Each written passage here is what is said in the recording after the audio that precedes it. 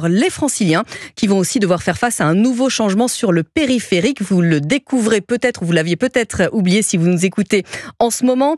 La voie réservée au covoiturage est donc expérimentée à partir de demain. En résumé, les véhicules occupés par au moins 2 personnes sont autorisés, mais également les bus, les taxis, les véhicules de secours pourront l'emprunter. C'est la voie de gauche. Bonjour Richard Delepierre. Bonjour Lénaïque Monnier. Alors vous êtes maire MoDem du Chénet-Roccancourt, vous êtes vice-président également du conseil départemental des Yvelines et la mobilité, c'est votre spécialité.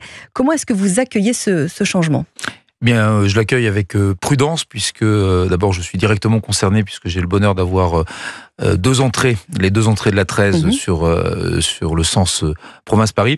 On l'accueille avec prudence parce que cette autoroute à l'heure de pointe est déjà chargée et que le principe de la voie réservée aux véhicules de secours, aux transports en commun et au covoiturage sur le principe nous va bien, mais il se confronte à une réalité, c'est qu'à l'heure de pointe, puisque ce dispositif ne sera activé qu'à l'heure de pointe, l'autoroute A13 est saturée et les transports en commun que je connais assez bien sont eux aussi saturés. Et donc ces systèmes sont déjà fragiles. Le moindre accident de voiture, le moindre souci sur des travaux sur les voies fait que ça s'embolise très rapidement. Et aujourd'hui, on a un peu le sentiment d'une expérimentation peu préparée, avec beaucoup de contraintes, y compris bien évidemment, les auditeurs se souviendront du prix de l'amende qui sera actif à partir du mois de mai. Et on fait référence à une période qu'on a tous appréciée, la parenthèse enchantée des Jeux Olympiques. Mais oui, alors où tous les Franciliens étaient partis. Voilà, et où ça roulait plutôt bien sur les voies non réservées.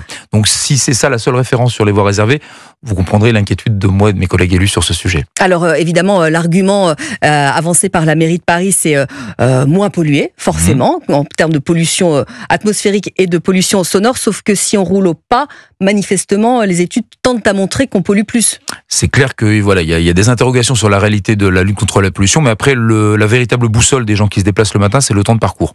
Et le principe de covoiturage sur le papier, il est extrêmement séduisant, mais pour covoiturer, il faut aller au même endroit. Il faut aller chercher déjà le covoituré, ça prend du temps. Et si vous mettez plus de temps à aller chercher le covoituré qu'à en gagner sur la voie réservée, puisque cette voie réservée, en tout cas sur la 13, elle part du triangle de Roccancourt et elle s'arrête avant le tunnel de Saint-Cloud qui lui va rester à 2 fois 2 voies, le viaduc également. Donc la question du gain de temps réel qui va être finalement la vraie boussole pour les utilisateurs des voitures, elle n'est pas avérée.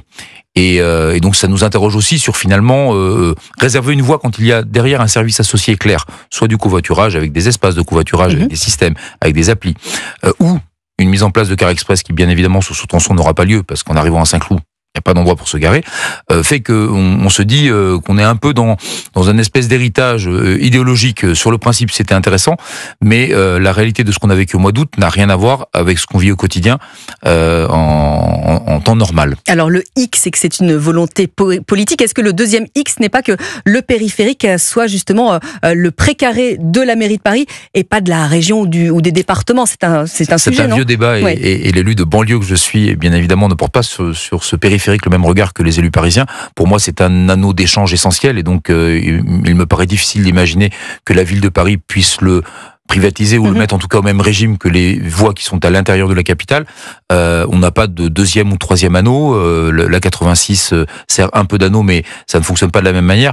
Et aujourd'hui, moi je redis, et c'est l'élu cheminot qui vous parle, on a besoin à la fois de transports en commun performants et de voies performantes. Et aujourd'hui, sur cet axe de la 13, on pourrait imaginer avoir ce système-là concomitamment à la mise en service réelle d'Éole, mais Éole n'est pas encore en service. Et donc moi je pense à la fois à nos habitants, les miens, mais aussi à ceux qui viennent de l'ouest de Paris.